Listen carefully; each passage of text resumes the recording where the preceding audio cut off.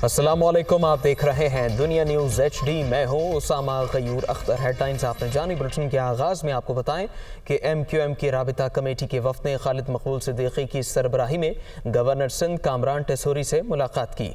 इस मौके पर सियासी रहनुमाओं के साथ बातचीत पर तबादला ख्याल हुआ है। MQM के एलामिये के मुताबिक गवर्नर हाउस में होने वाली मुलाकात के दौरान MQM पाकिस्तान के लापता साथियों की अदम बाजियाबी पर तशवीश का इजहार किया गया। कन्वीनियर डॉक्टर खालिद मकबूल सिद्दीकी और अरकान राबिता कमेटी ने गवर्नर सिंध की शहरी सिंध के लिए तमाम काविशों को सराहा है।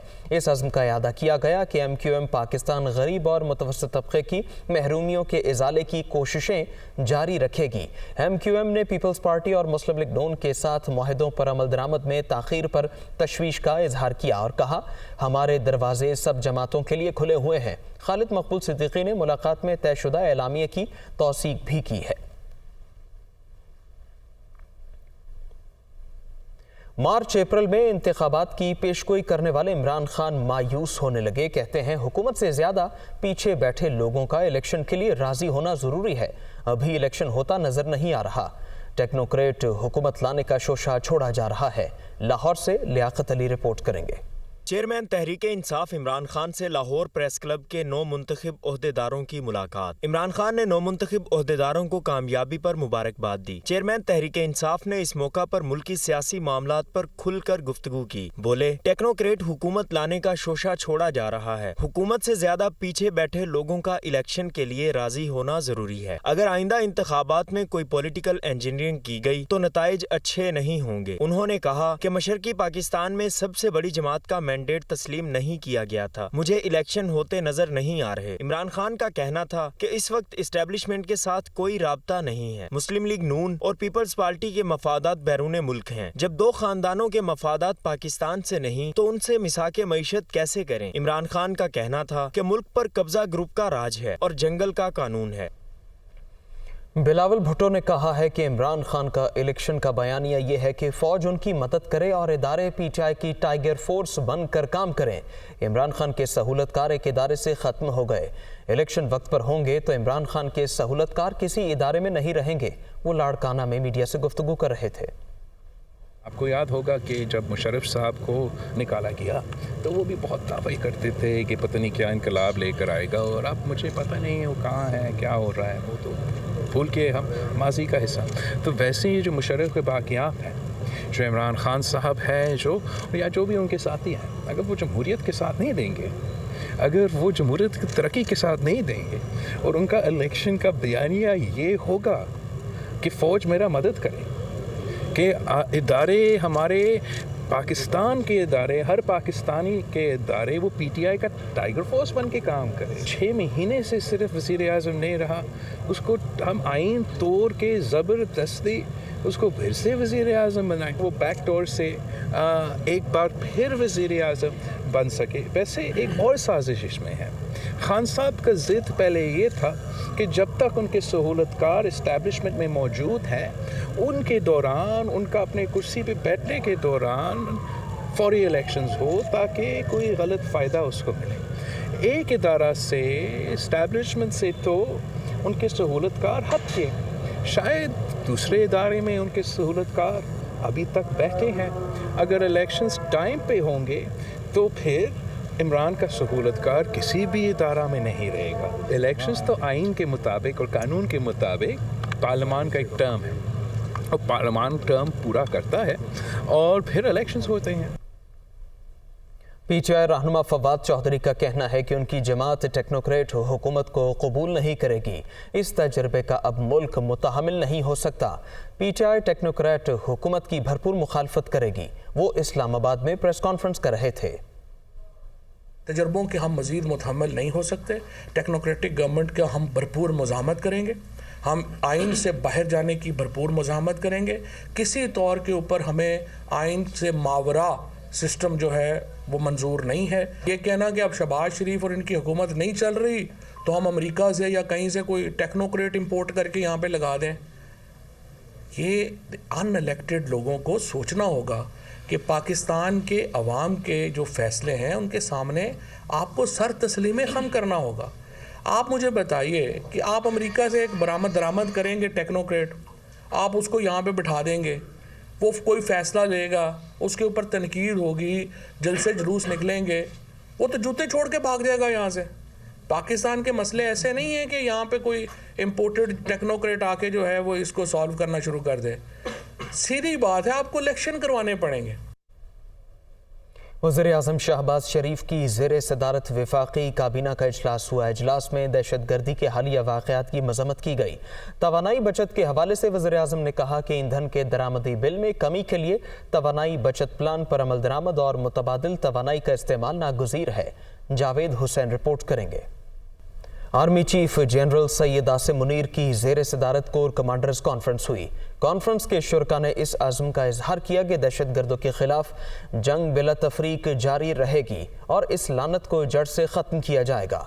मोहम्मद इमरान रिपोर्ट करेंगे। Army chief general Syed Asim Munir की ज़ेर सदारत कोर कमांडर्स कॉन्फ्रेंस, दहशतगर्दी के खिलाफ जंग मंतकी अंजाम तक पहुँचाने का अज़्म। ISPR के मुताबिक पाक फौज की 254वीं कोर कमांडर्स कॉन्फ्रेंस 27 से 28 दिसंबर तक जनरल हेडक्वार्टर्स रावलपिंडी में मुनक्कद हुई, जिसकी सदारत chief of army staff general Syed Asim Munir ने की। कॉन्फ्रेंस के दौरान पाक फौज के पेशा वराना और तंजीमी अमूर का तफसीली जायजा लिया गया। कॉन्फ्रेंस के शुरका ने इस अज़्म का इजहार किया कि पाकिस्तानी अवाम की उमंगों के मुताबिक दहशतगर्दों के खिलाफ जंग बिला तफरीक जारी रहेगी और इस लानत को जड़ से खत्म किया जाएगा। Chief of army staff general Syed Asim Munir के इब्तिदाई इक़दामात से उनकी तरजीहात वाज़े हो गईं। सिपा सालार की तवज्जो मुल्की सालमियत और दिफाई वतन से मुतालिक आईनी किरदार पर मरकूज है। दहशतगर्दी की लानत ख़त्म करने के लिए वो कोई समझौता करने को तैयार नहीं। जनरल आसिम मुनीर ने बैरूनी ख़तरात का भी इदराक करते हुए जंगी जुनून का शिकार भारतीय क़यादत को वाज़े पैगाम दे दिया है। Welcome back. अब आपको बताएं कि पाकिस्तान स्टॉक एक्सचेंज में 523 पॉइंट्स की कमी हुई। दूसरी जानिब रुपए के मुकाबले डॉलर की कीमत में इजाफा रिकॉर्ड किया गया है। मुल्क में जारी सियासी हलचल और खराब माशी सूरत हाल के असरात स्टॉक मार्केट पर नजर आने लगे। कारोबारी हफ्ते के तीसरे रोज पाकिस्तान स्टॉक एक्सचेंज में हसीस फरोख्त का रुझान रहा। यही वजह है कि अख्ताम पर मार्केट 523 पॉइंट्स कमी के बाद 100 इंडेक्स 39,279 पॉइंट्स की सतह पर बंद हुआ। स्टॉक तज्जियाकारों के मुताबिक सियासी हलचल और खराब माशी सूरत हाल के बाइस सरमायाकार स्टॉक मार्केट में नया सरमाया लगाने के बजाय शेयर्स फरोख्त करने में ज्यादा दिलचस्पी ले रहे हैं। दूसरी जानिब डॉलर की कीमत में इजाफे का रुझान जारी है। इंटरबैंक में डॉलर 22 पैसे इजाफे से 226 रुपए 37 पैसे पर बंद हुआ, जबकि करेंसी डीलर्स ओपन मार्केट में डॉलर के रेट 234 रुपए 50 पैसे बता रहे हैं। माशी माहिरीन के मुताबिक कर्ज और सूद की अदायगियां, बरामदात, तरसीलात ज़र में कमी और बैरूनी सरमायाकारी घट जाने के सबब ज़र मुबादला ज़खायर तेजी से कम हो रहे हैं, जिसके बाइस रुपए पर मुसलसल दबाव बढ़ रहा है। साल 2022 में डॉलर के मुकाबले में रुपए की बेकदरी से अशियाए ज़रूरिया की कीमतों का ग्राफ बुलंद ही रहा। पोल्ट्री मसनूआत सार्फिन की पहुंच से दूर रहीं तो सब्जियों की खरीदारी भी मुश्किल बनी रही। महंगाई का ये सिलसिला ताहाल जारी है। अवाम हुकूमत से नाला ही दिखाई देते हैं।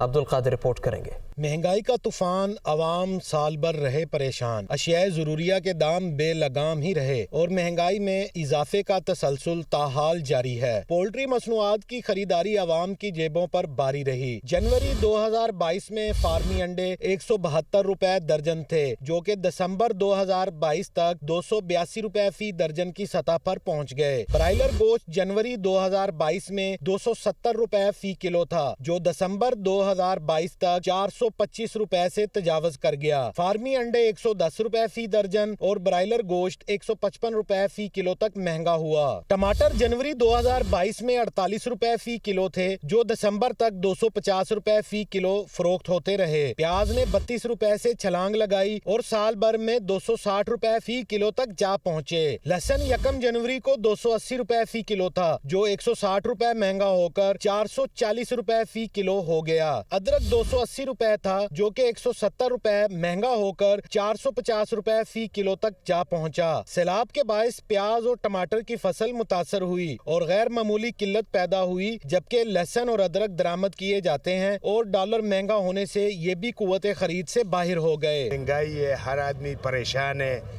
بعد سنو مزدوری ہے نہیں. یہ خطرناک ترین کہہ لیں مہنگائی کے لیے سال گزرا ہے. Secretary market committee Lahore Shahzad Cheema نے بتایا کہ سیلاب کی وجہ سے زرعی اجناس کی سپلائی متاثر ہوئی، جبکہ خام مال مہنگا ہونے سے پولٹری مصنوعات کے دام بھی بڑھے. پولٹری آئٹمز میں آپ کہہ رہے ہیں کہ وہ بالکل اس کا ریٹ تقریباً پچھلے سال سے 100-150 کلو بڑھا ہے، اس کا چکن میٹ کا بھی اور انڈے کا بھی تقریباً.